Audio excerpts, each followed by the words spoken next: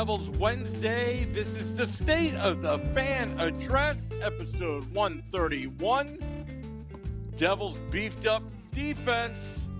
Not a proper title for tonight, as the Devils are playing the Rangers right now, losing pretty badly, but who cares? We're going to think ahead, think of the future. I'm your host, Sam Wu, here with Nick Villano, Pucks and Pitchforks blog, editor-in-chief, streaming live on Facebook Live, Twitter Live, YouTube Live, and Twitch on the Primetime Radio Network.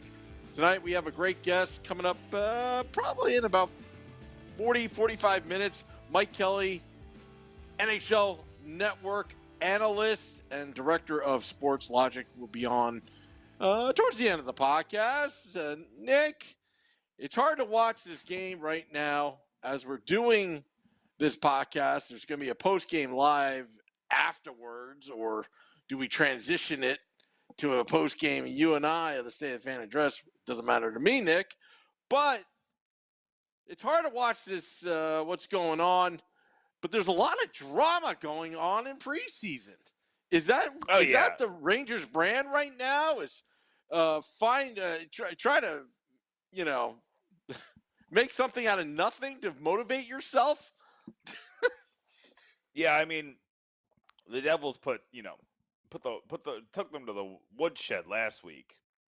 So obviously the Rangers are going to come back a little extra motivated, and then there was I'm going to call it an accidental slew foot from PK Subban on Ryan Reeves. Ryan Reeves looks like he's legitimately injured. So you never want to see somebody get injured like that. But I don't want, Chris Kreider tried to fight Subban. Subban wasn't having it. They called a phantom penalty against him, so it would even out. It's dumb. Like, straight up. The Rangers are looking for something to be mad about. It's sad that he got hurt, but it looked like the ice hurt him more than anything. So maybe they should fight the Zamboni driver, or maybe they should fight global warming. I don't know, but they're looking for somebody to fight because it was an accident. It was an accident, just like Nico Hischier. PK Subban is the equal opportunity, bad luck guy. He just happened to be in the play. I kind of wish somebody fought Subban for that, because that was bad. But it's like everybody just trying to rile themselves up. Whatever. I'm going to save most of my comments for the post game, but honestly, it was just ridiculous. It was, Subban was the first to be concerned when that happened. I do think that the league is going to call Subban. I don't know if anything's going to come of it, but I think they're going to ask him a couple questions, because slew footing is in the rule book. They don't call it, or they don't suspend for it, because the last time there was a suspension for slew footing was 2015, when I know that Marchand did it on Brassard, and I think it was also against the Rangers, if I'm not mistaken. So, Bernier with a nice little save there. I think that he's going to get a call for the league. He'll get like $1,000 fine at worst, like a menial fine, just to say that they fined him. Or I really think it's going to be nothing, because it clearly looks like it could be an accident. And all these replays that people are showing are super slow-mo. And that's not how hockey is played. Hockey isn't played in super slow-mo. So if you want to continue to say, oh, look, like when you put it at super slow-mo, you'll see he lifted his leg. It's like, that's all happening bang, bang. And like on instinct alone, like if he was trying to slew foot him, first of all, he wouldn't have fallen like that. Like Reeves would have fallen flat on his back. The worry with slew footing is head injuries. And slightly back injuries too, because falling on a hard surface like that. Well, can I say something? Back, sure. Yeah, I want to say something, and it's a little derogatory, but it's the truth.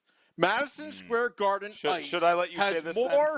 No, Madison Square Garden Ice, the world's most famous train station, has so many potholes on that ice. It's the worst ice in the NHL. All right. The ice is not even at ground level. It's actually, 3 or 4 stories above ground level. The ice is terrible. If anything. Level? Or no, it's above. No, above. Yeah, above. That's what I meant. So and I'm not saying blame the ice crew because it's tough to make ice at Madison Square Garden. It's not really a great place for hockey to begin with. All right? Yeah. So when you look at that, it just accidentally, his blade of his skate kind of got caught, and it's just one of those freak accidents.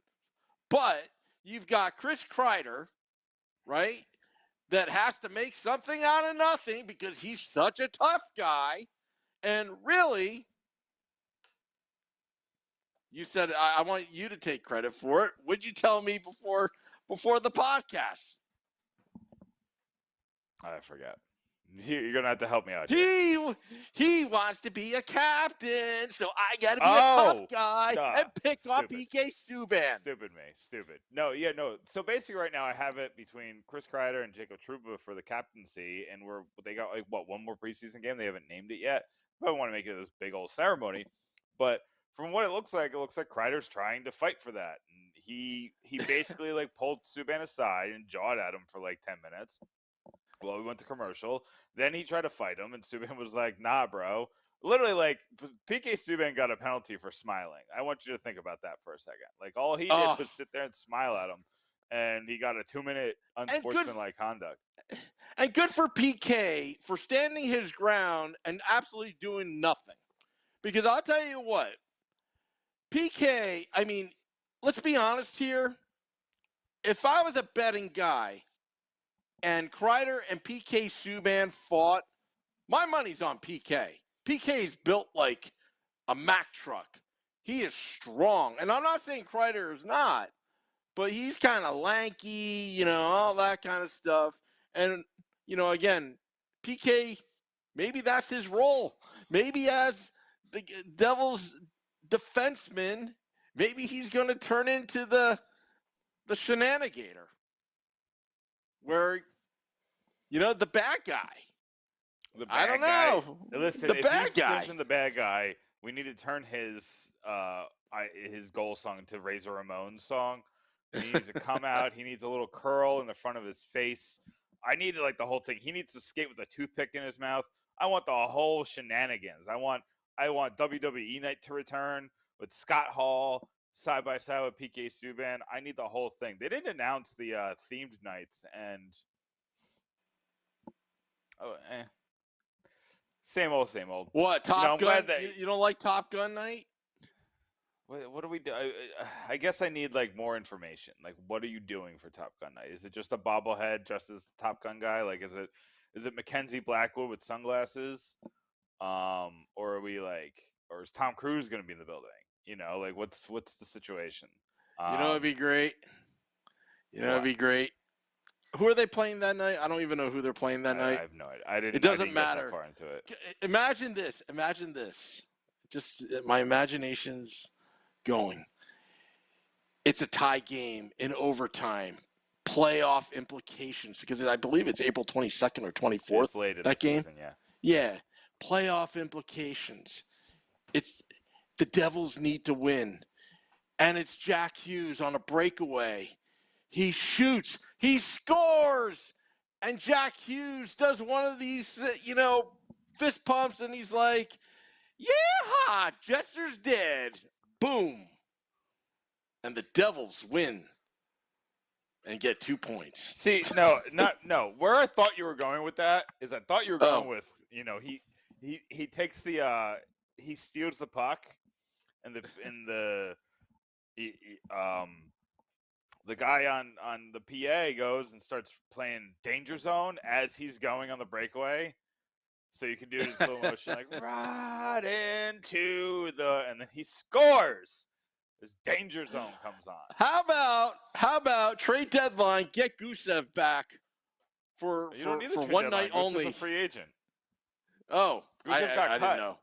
He got cut by the Rain. All right, I didn't know that. So I think that happened yesterday. All right, so sign Gusev to a tryout contract and send him down to AHL, and then get him from Utica for that one game, and we'll have Goose. Yeah. Who would be Maverick? Would it be Jack? Would Jack Hughes have to be Maverick, and then Gusev will be Goose? He has to grow a mustache, though. Like that's a necessity. Who's A a wild mustache is a card? necessity with 3 goose. Who's a wild card on this team? Because that's what Maverick was in the movie. He was a wild card. He was you didn't. I mean, I would have Pavel Zacha. If Pavel Zacha that's is what I was thinking. successful, Pavel Zacha. yeah. Pavel Zacha seems like the wild card. Is he Maverick? Oh, is he the star? No, but see, he's not like the young Tom Cruise. Obviously, Jack Hughes is the young Tom I guess Cruise. Jack Hughes would be the Maverick. I feel like Yeah. Jack Hughes is Maverick. This is a strange conversation to start the podcast. This is what Sam. This is what happens when I don't. You told me we were supposed to eat up time. This is what happens when I don't get you the early guest and I get you the later slot. We talk about Top Gun for 10 minutes. Yeah, we got a lot to talk about. Sam, we got Dawson Mercer and Alex Holtz. Are they both going to make the roster, Sam? Are they both? Steve Tardis says so in the Facebook Live.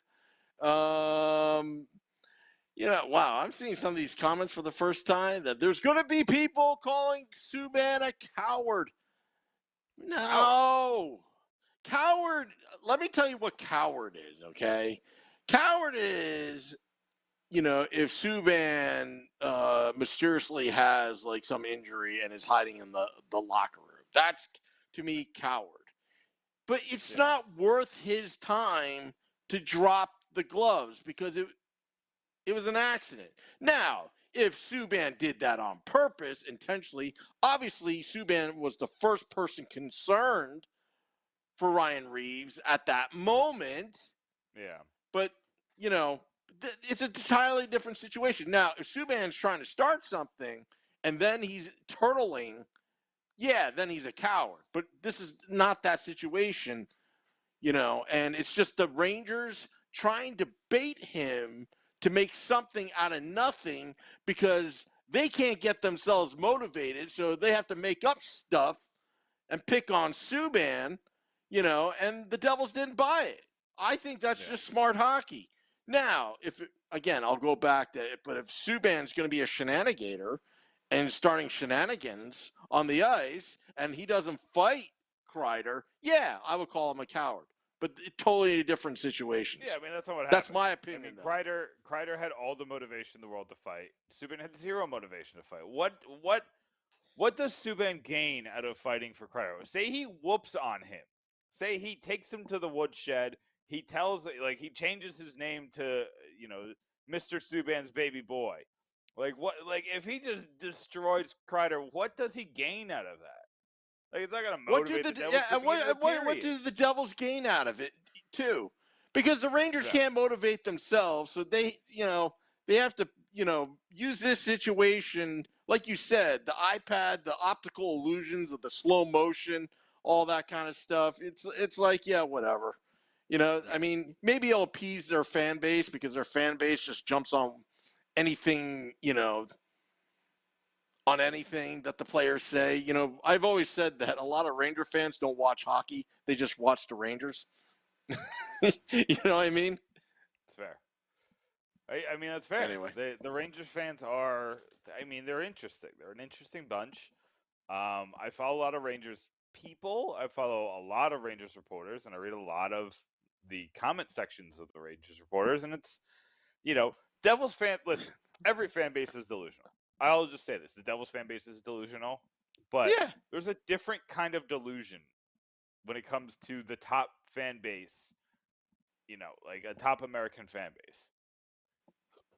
The Chicago Blackhawks think they're going to win the Stanley Cup this year because they got Seth Jones and Marc-Andre Fleury.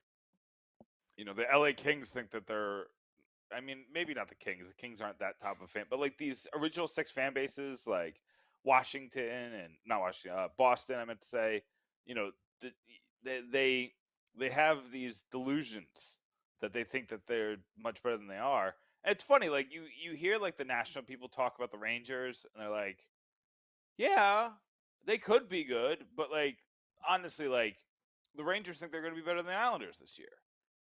And I don't see a lot of Devils fans saying that except for like when it comes up, and it's funny because a lot of these predictive models have the Devils right up there I think there's one team. Is it Washington? I think it's Washington is wildly ranked as like the top team, the team that's going to win the division, and then the next 6 teams are kind of just jumbled within like 3 or 4 points of each other. Speaking of Washington, again, it's probably the Tom Wilson effect. Now the Rangers have to like fake it till you make it that we're a bunch of tough guys. I mean, that's what I was seeing on display with Kreider and the rest of the team and all that. Like, I mean, they signed Reeves, they signed Barclay Goodrow, they signed these, and they keep promoting that they've added toughness. Obviously the big thing that they've done is hire Gerard Gallant. I mean, that's the big thing. If he's coming in and he's going to make a big deal, like I think Gallant was the biggest signing they made and the biggest move they made, obviously.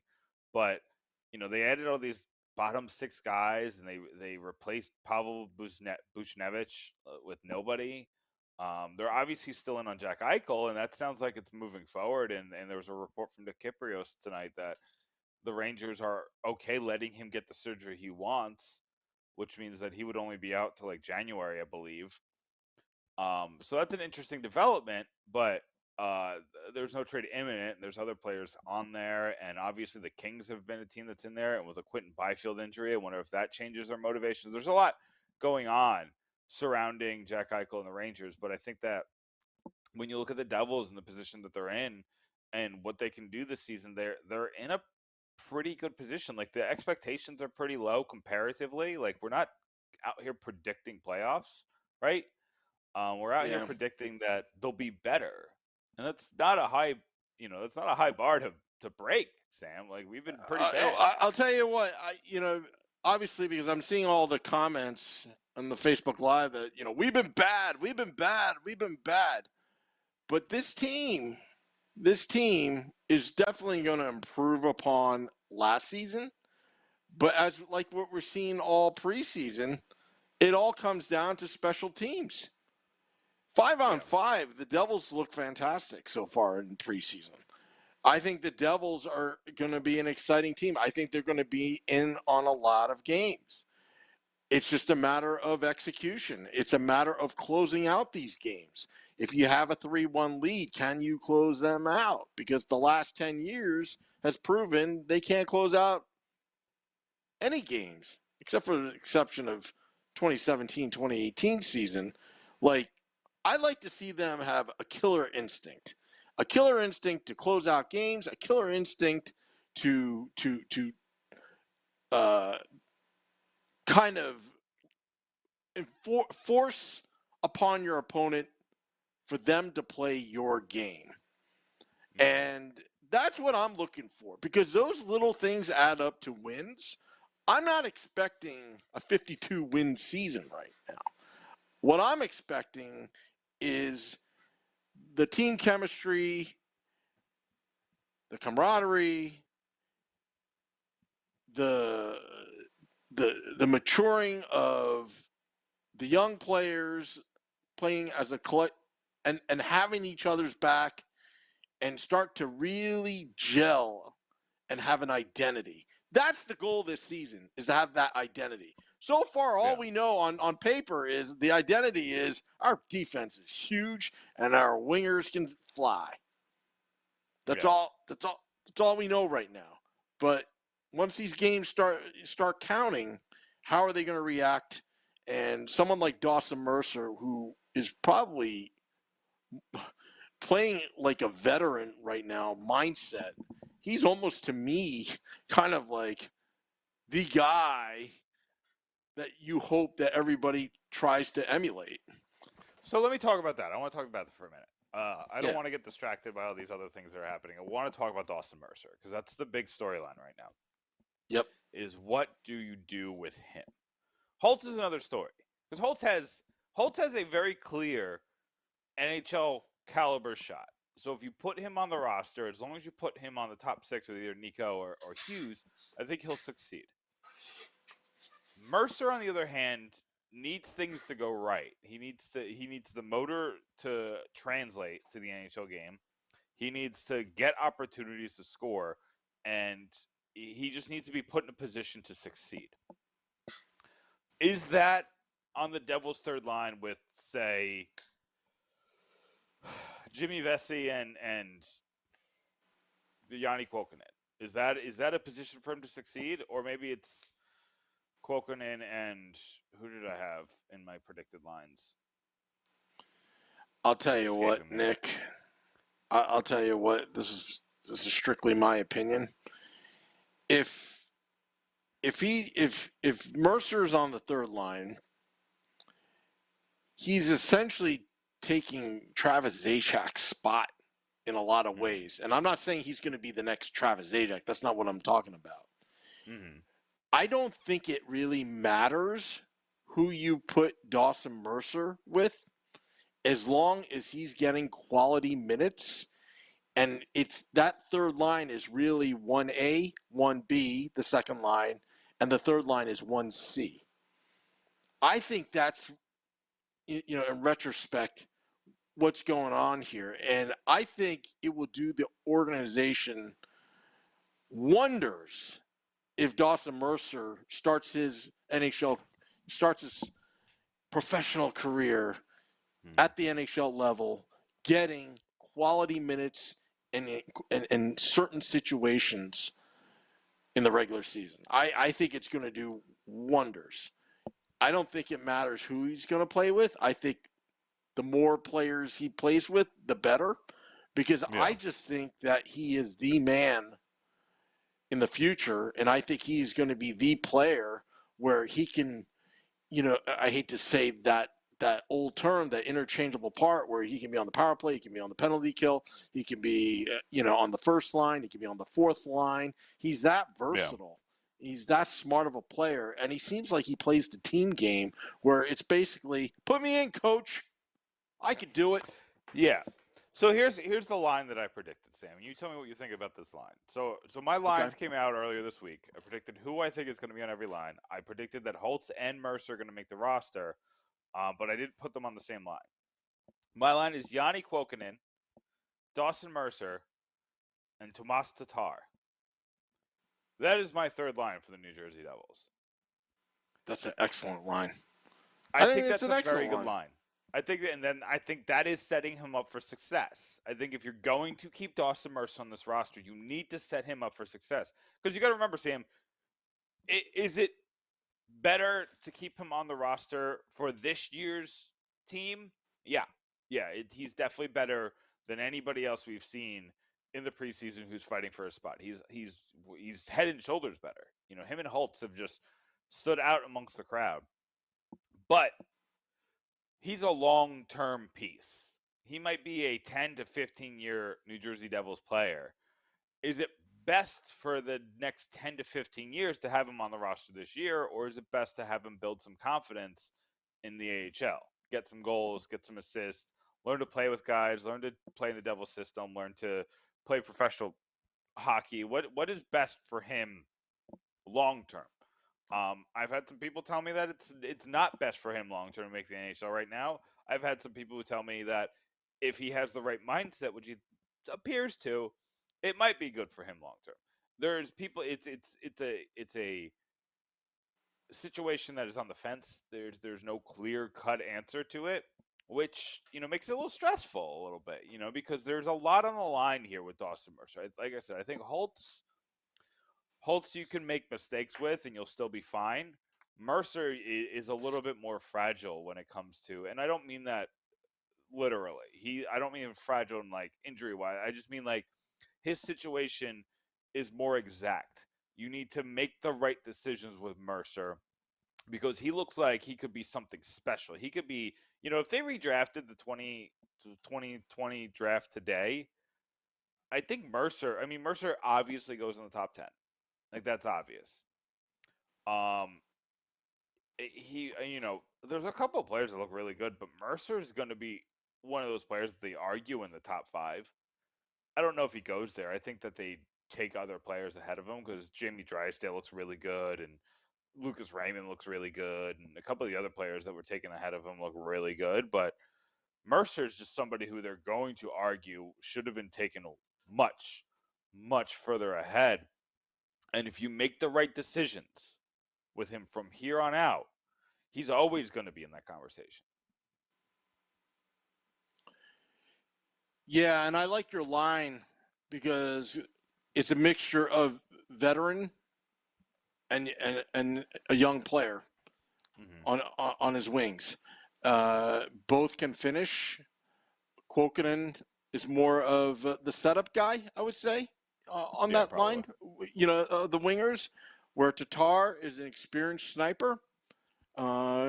Gain some confidence and let Mercer be Mercer on that line. He's got lots to learn. He's got a very beautiful career ahead of him, and I think, like I said, I think that's a really good line. I'm proud of you for putting that together. And my explanation behind that line and the other 3 lines are on there. Pucksandpitchforks.com. You only have to go down a little bit. I think that was from Monday. We have a lot on Pucks and Pitchforks. Sam, I've been a writing machine. I've been patting myself on the back a little bit. I've needed it. It's been a rough couple weeks, so I needed to do a lot. But we got,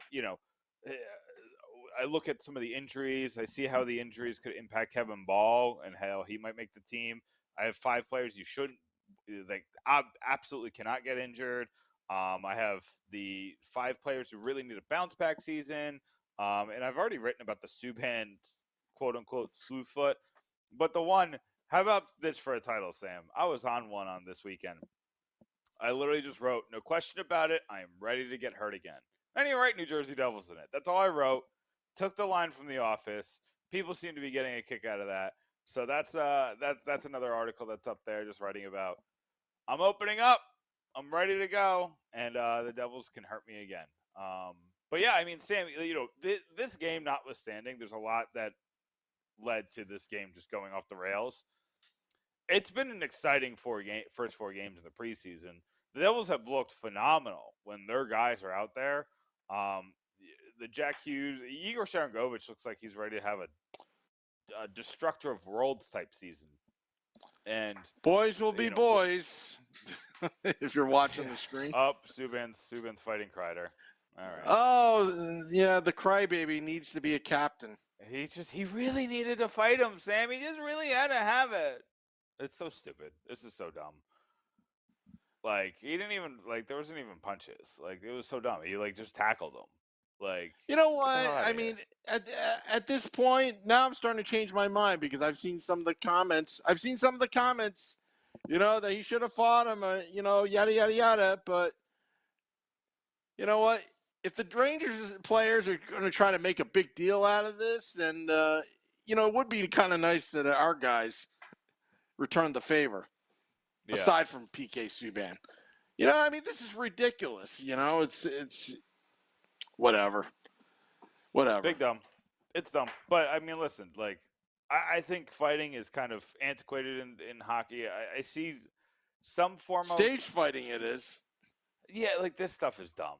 This stuff is dumb.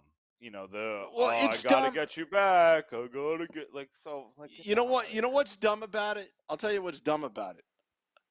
If it was real raw emotion, I wouldn't care, to be honest. Yeah.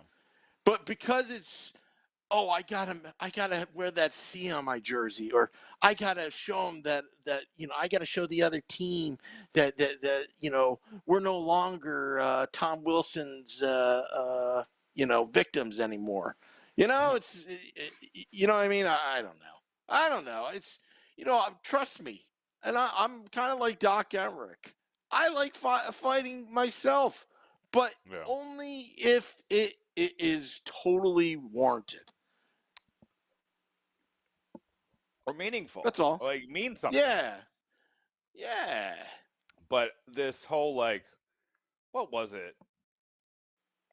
Or when the Devils fought Marchand 3 months after he injured Marcus Johansson. It was I liked it better when Damon Severson sent him through the ice with that hit. Yeah. I like stuff like that. If you're gonna send a message with skill. Send a message with with hard hitting and don't send a message with a staged fight, which is mostly just grabbing jersey and not much else. And You know what I fighters mean? don't Like, really fight anymore anyway. yeah. You know what I mean? And when you think about it, like think about what a fight usually is. Kreider Subban isn't as egregious as some, but usually you send the fighter out, and it's a fourth line guy who's playing 8 minutes a night, right? And Yep. then you want him to fight the superstar that accidentally injured the other guy. Like, so I'm losing my superstar for 5 minutes while you lose a fourth line guy who's mostly worthless. You know what I mean? Like, it's just not. It's a flawed logic. Although I did like the line brawl between the Devils and Rangers when DeBoer was. Well, see, that's different because they actually hated each other. Yeah. They really hated each other. What Tortorella and DeBoer were doing, that was real. You never want to take the emotion out of the game. You I miss never those days do. of the rivalry. Yeah, when it was so heated, or even when Mike Keenan and Jacques Lemaire, two really, just. It's when Lou Lamoriello was GM and Dr. McMullen, those were the days when the owner and GM absolutely hated the Rangers. Nowadays, I don't know. I think Do you know whose fault this is? Whose? It's Ray Sherrow's fault because he made a trade with the Rangers. You don't make trades with the Rangers. There's no reason.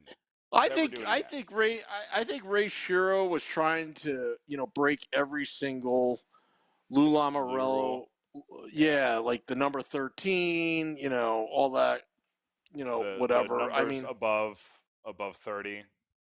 Yeah, that beards, kind of thing. Twitter All accounts. the quirks, yeah. But anyway, I mean, he wanted a clean slate, and that's not what the Devils needed. Clearly, it didn't work for him. Well, what he needed is to move on from John Hines, but he held on too long. Yeah, I mean, I honest to goodness didn't like that John Hines hiring from the start, but it's easy to say that now, so we don't have to get into that. The one other thing I do want to ask you is, Andreas Janssen. He had a chance, but nice block. I mean, Shesterkin looks good tonight. He looked terrible last week, so. Well, the Devils were peppering the goalie in the first period, Yeah. But they again, looked good at times tonight, but they haven't been. Their finishing ability just wasn't there, and I will say, they haven't had a lot of open looks like the Rangers have. The Rangers have had just wide open nets. It's not even Bernier's fault. He's just trying to be two places at once.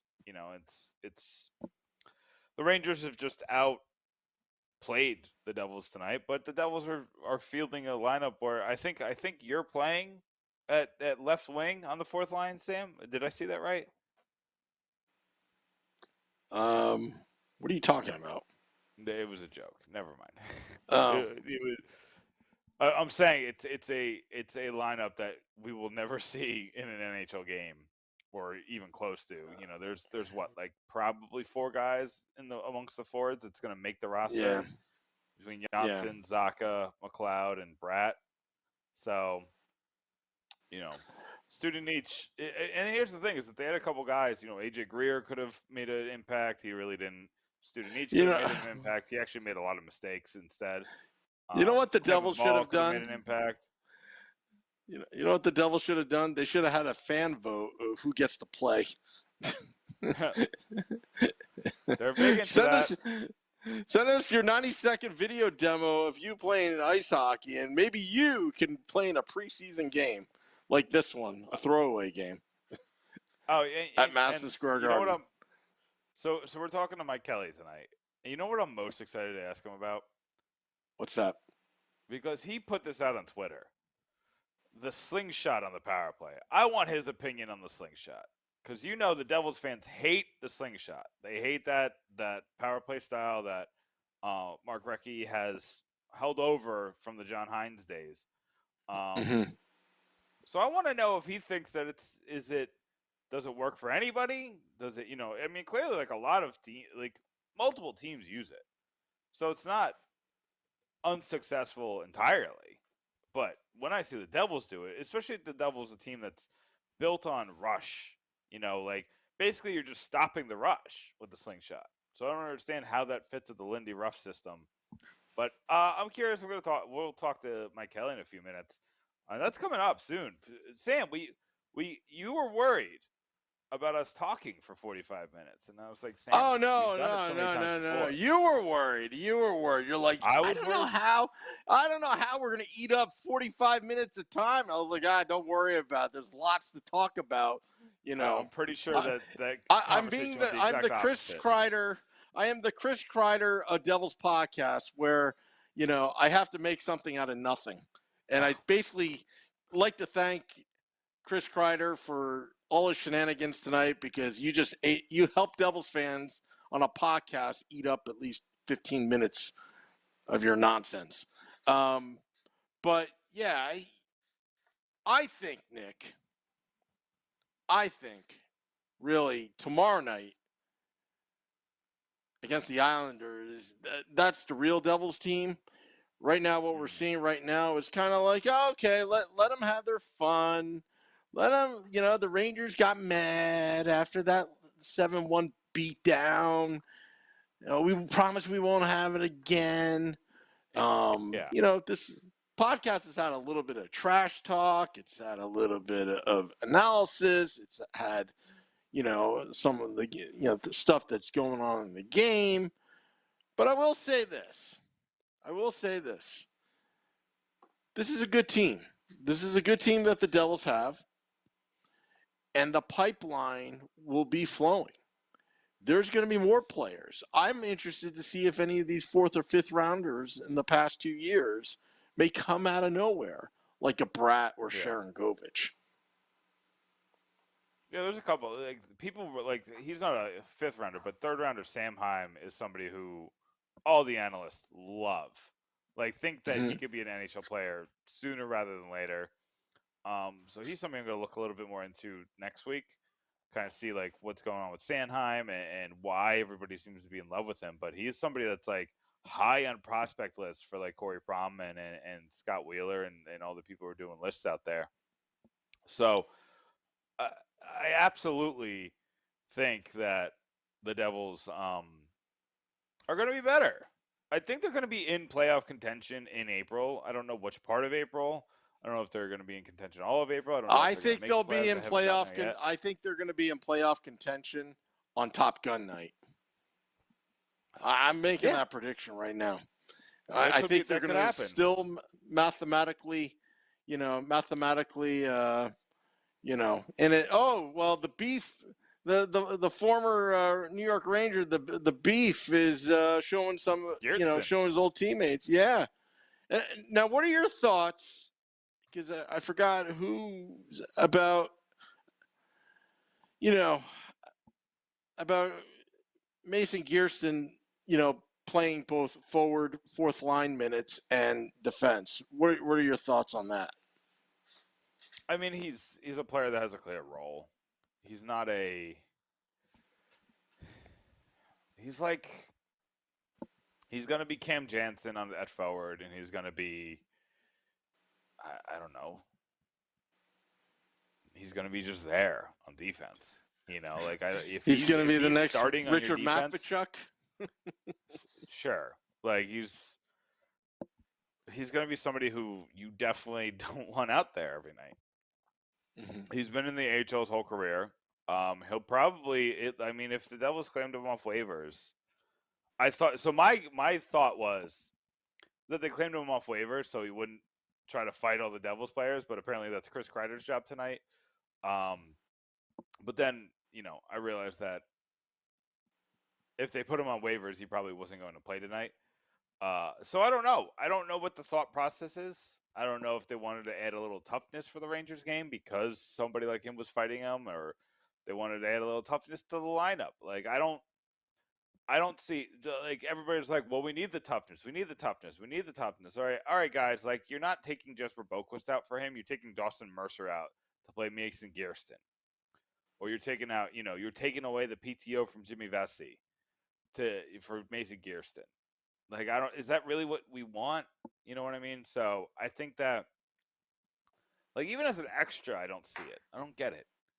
Maybe they thought his versatility allows them to only hold on to one extra defenseman, so they can only hold Christian Jaros, or until, if what's his name, if Smith is actually hurt, you put him on IR, you get to keep Ball, Jaros, and Siegenthaler to start the season, and kind of rotate them in and out on that left side. But I don't know what the point of Gearston is. I'm gonna be honest. It just seems. Well, you always I don't know. want There's depth been better players on waivers. Joey Anderson's on yeah. waivers this week. Yeah. Well, I've been hollering about it for the last few years. We need more beef. I'm going to get Mike Kelly on soon, Nick. Okay. Lots of comments in the Facebook Live tonight. Yeah, there's lots of comments. And, oh, man, Matt Junia brought up a name that I haven't heard of in a long while, but I was so high on this guy, Miles Bell. Miles Bell was a player I thought was going to do great things. I believe he was a 6th-round pick. I can't remember what the year it was off the top of my head, but Miles Bell was somebody who I, honest to goodness, thought was going to be the biggest steal of the draft in a long time. I don't know what happened. He just, Steve Tarter says they were trying to find 6-7 left-handed defense. I think White is fine for one of those roles. White is fine. White is literally fine. That is a perfect word for him. He's fine. I don't want White in the lineup a lot. But if White gets in the lineup for 3 to 5 games this year, fine. I don't think you play him over Ball, because I think Ball has more upside. I think there's a lot of, what is Ball? Ball is 20? Is he 20 or 21? Ball is super young still. So I think you want to get a little bit more of a look at Ball, because Ball is also possibly going to play a role for the Devils this year. Definitely is going to be in the running for a role next year. So I think that's something you really want to take a look at. There's a lot of interesting pieces to this Devils team. There's obviously also a lot of contracts that are coming up. So you have a lot of players playing for something. And this is beyond just like Hughes, like just where Brad is playing for a contract. There's a couple other ones that are playing to find that long-term deal. So I feel like in Matt Junius's way has flashes, but Ball should start the year in Utica. Probably, but I think he's actually gonna. It all depends on this Ty Smith injury. This Ty Smith injury is more than just, they're just holding him out because they don't want.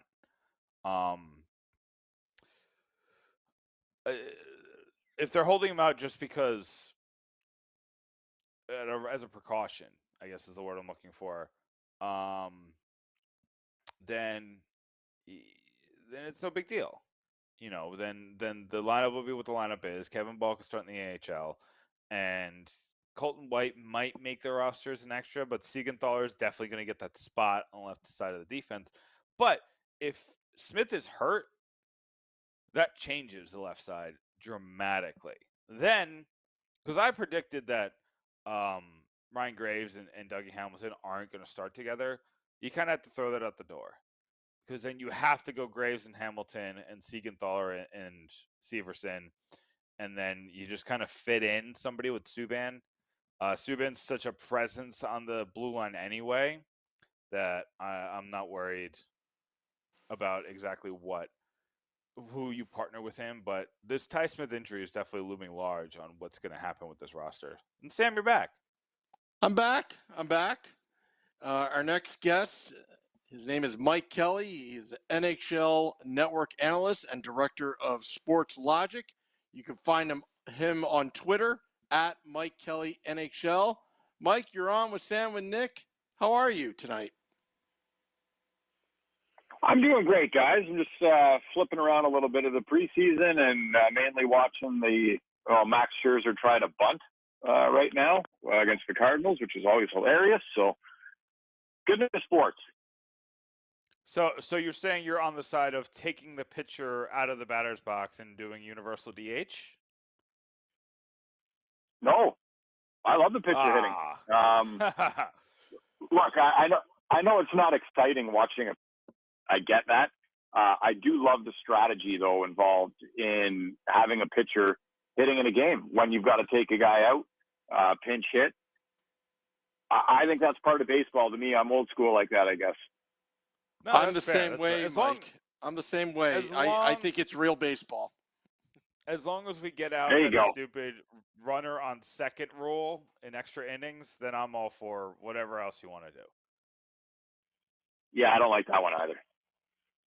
So anyway, because clearly we brought you on here to talk about baseball, but no, I'm just kidding. So, Mike Kelly, I definitely brought you on here to talk about New Jersey Devils hockey.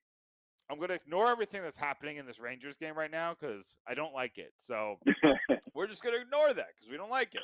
I want to think back about the first 4 games. The Devils have looked pretty good. They've been scoring. They've been stopping the puck. Their special teams don't look like an atrocity.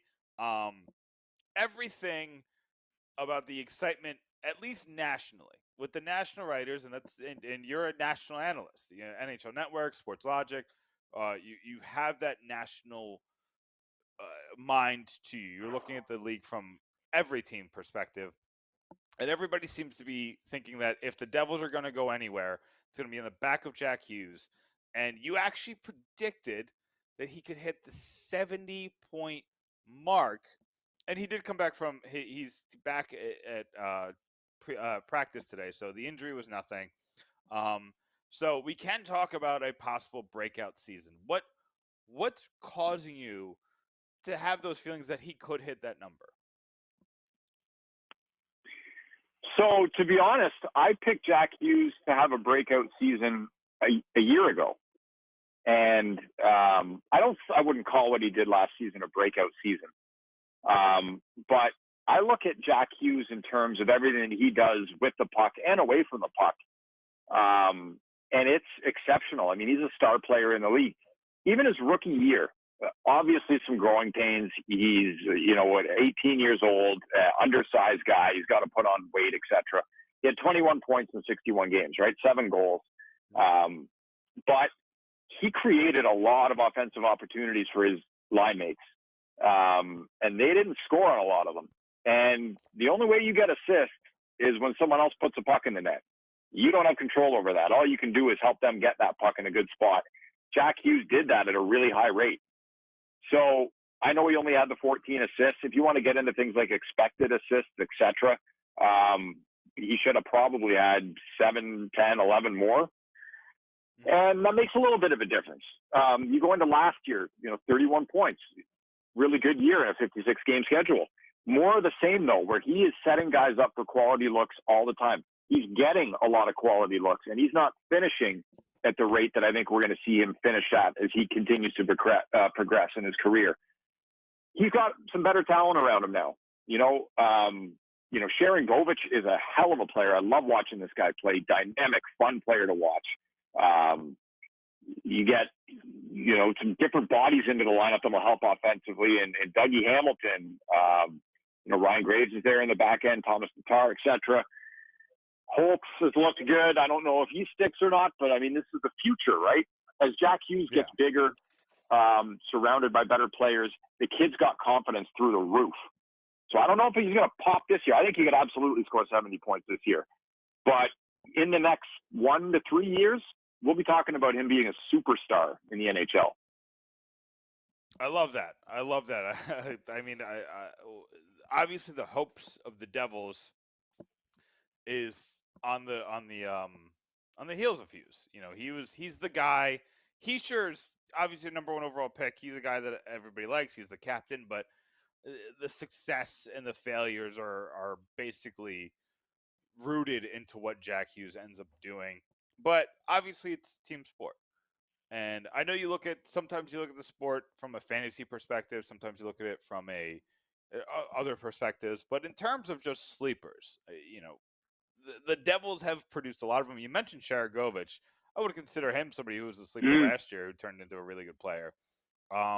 Who's somebody on this year's Devils team that you think is considered a sleeper that's going to surprise?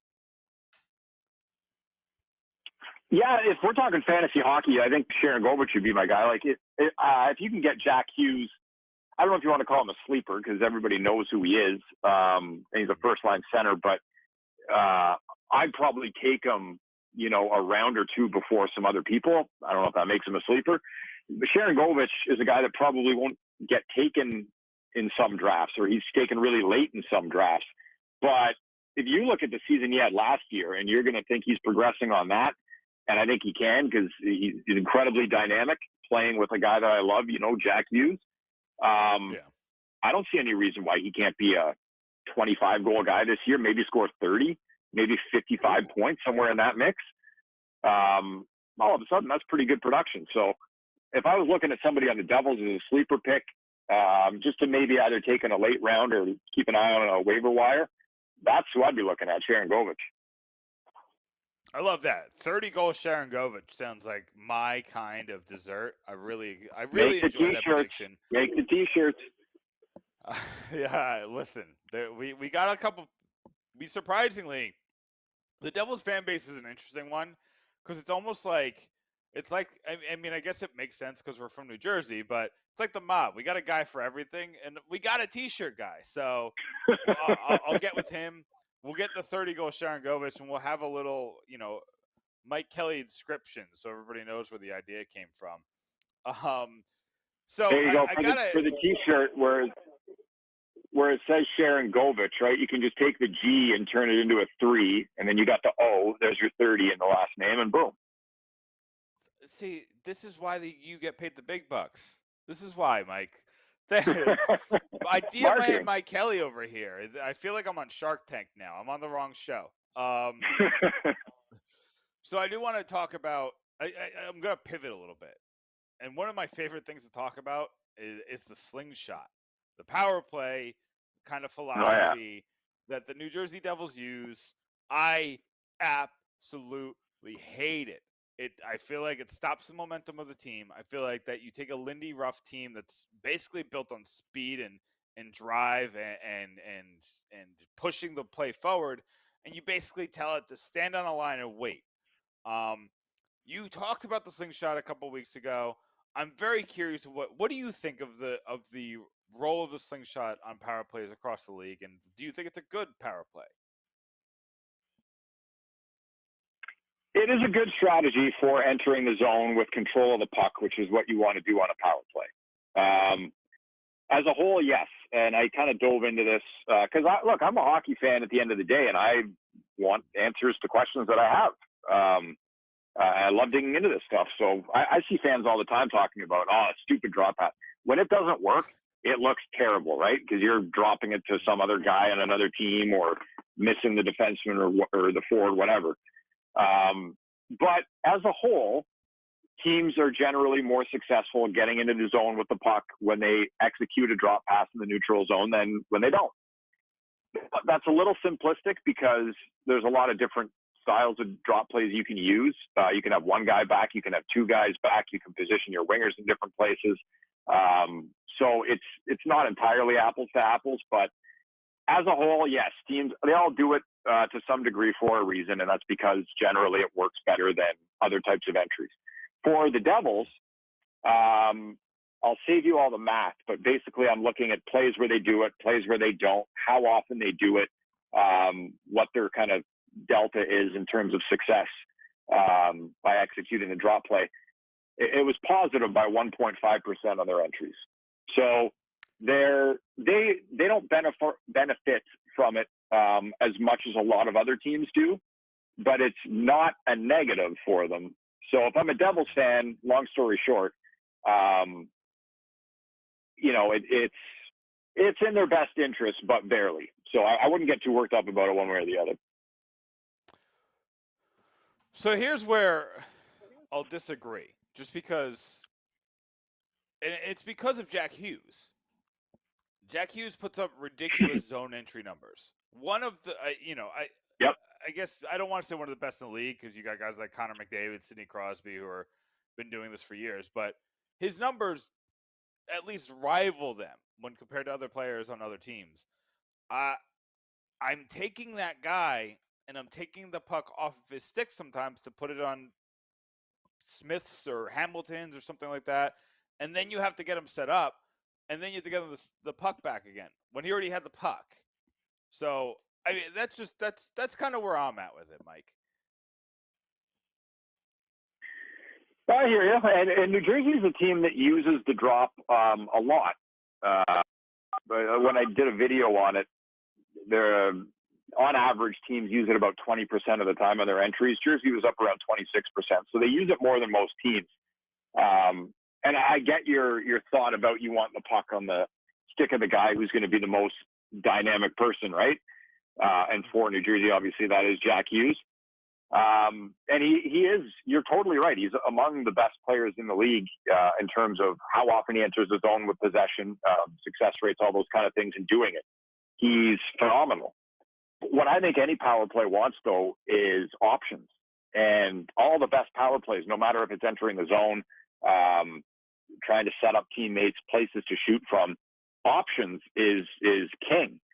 So you want to have a couple of different entry options, even when you do the drop pass or when you don't. And when you get into the zone, you want to have a couple options of where to go next. And when you get set up, you want to have a couple options.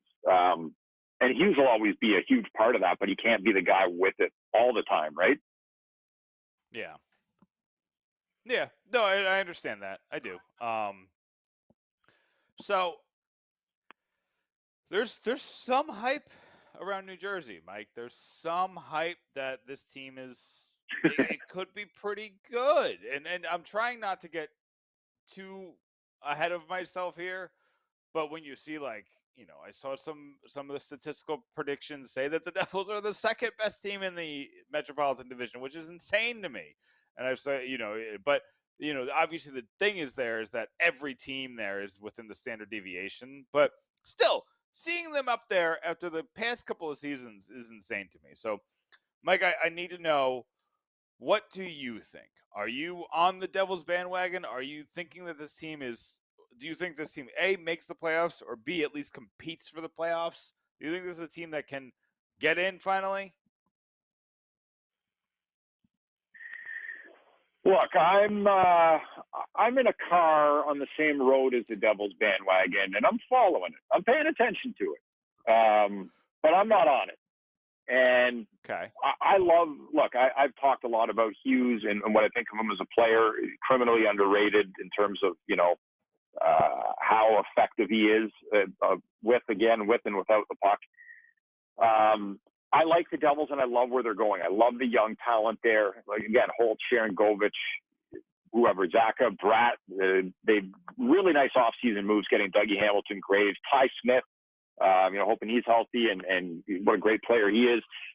Blackwood in goal. I know there's a situation there, but just in terms of him being a goaltender, I'm a believer that he's a special one. So I love where it's going. I don't think it's there yet. And okay. I kind of feel like they're on a similar path to a team like the Rangers, who are farther along in their progression. But another exciting team that's got some good veterans, really good young players.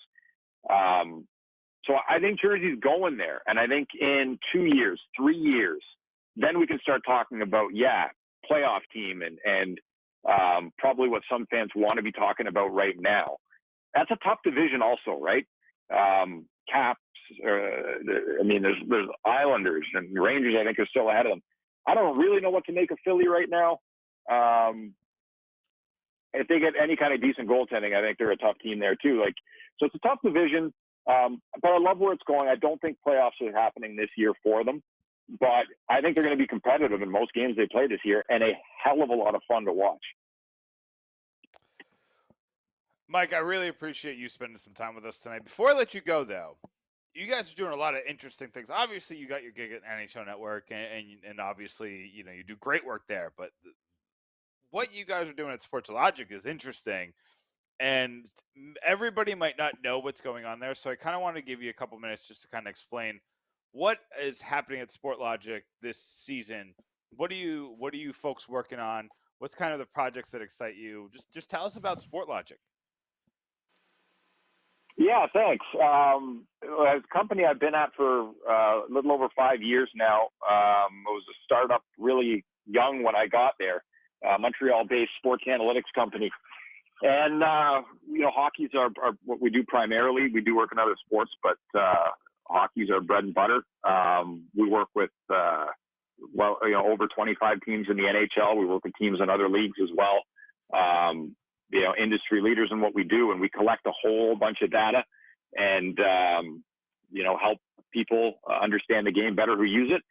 So, it's always interesting for me to be able to, try to learn this game in as many ways as I can and as deep as I can. And in terms of the media work that I do and that I do with Logiq as well, we work with a number of different broadcast partners and writers and analysts, especially in Canada, but a little bit in the U.S. also. You probably see powered by Logiq sometimes on a broadcast or on a segment with our information. And, my goal in working with the people I work with and doing this work myself is to bring fans a little closer into the game and add more context to, popular stories. Well, Jack Hughes is a great player. Well, why is he a great player? Well, I can tell you what he does when he's got the puck. I can tell you how he can protect it so well. I can tell you away from the puck how good he is at getting it back in some pretty specific detail. And I think ultimately, it's like when you watch a great human interest story on a player. Maybe the player helps with a charity or something, and you feel like, hey, I feel like I know this guy. Like I want to watch the game tonight because I feel like I know this player. You can do the same thing with data. And the more you're able to tell a fan, I think, about, hey, watch for this or watch this player because he does this better than anybody. And then, I get great messages back from fans sometimes where they said, hey, you said to watch for that thing. And I was watching and it happened. Like, that was cool because I felt like I was, knew it was going to come.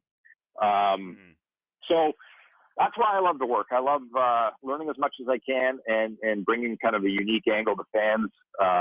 And obviously the great information that we have at Logiq allows me to do that and our partners as well. And so it's SPORTLOGIQ.com. Is that how the fans could find you? That's the company website. Yep. And if they want to find me on social media, I'm on Twitter at Mike Kelly NHL. And the Twitter is right. You don't see it, Mike, but it's right under your face on the live feed right now. Mike Kelly NHL on Twitter. But Mike, thanks so much for a little bit of positivity. I really appreciate you coming on. We'll have you on again soon. Thanks so much. Happy to do it. I tell you what, I'll make you a deal. If the Devils win the Cup this year, somehow, some way, I'll change my Twitter handle to Mike Kelly NJD. Ooh, Sam, you got that on video. This is recording video right now. Recording, yes. It's going to be on Apple. It's going to be on Stitcher. It's going to be on Spotify. You can't get out of that, Mike. If the Devils win, and if the Devils win in the Stanley Cup, that's happening. We will circle back. But Mike Kelly, thanks so much for spending a little time with us. We'll talk to you soon. All right, my pleasure. Thanks for having me, guys. Thanks, Mike. That is Mike Kelly, NHL Network Analyst, Director of Sports Logiq. Again, you can find him on Twitter at Mike Kelly NHL.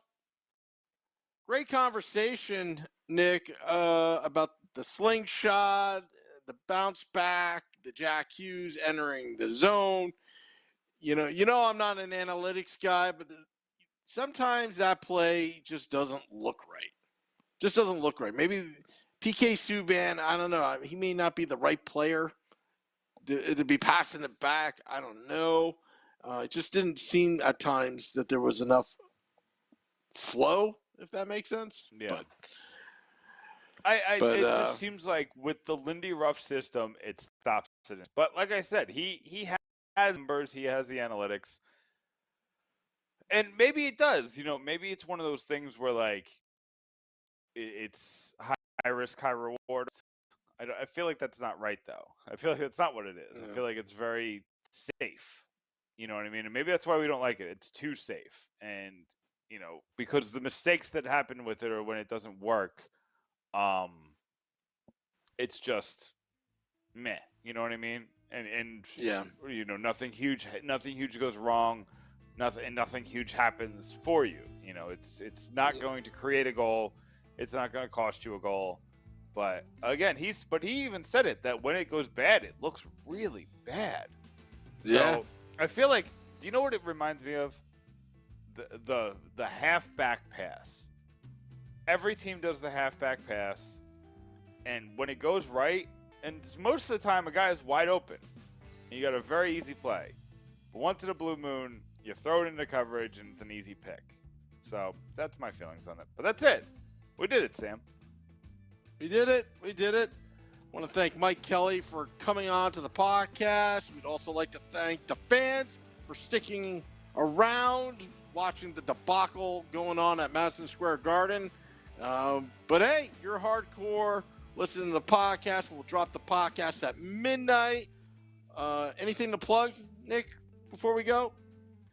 Well, he did bring up Stanley Cup. I will have soon my 5 ways that the New Jersey Devils are going to win the Stanley Cup. 5 things that had to happen for the New Jersey Devils to win the Stanley Cup. That'll be a fun one. It's in jest mostly, but it'll be fun. And stick around at 10 p.m. Eastern. Let's Go Devils post game. I'm mad. Till next time, let's go Devils.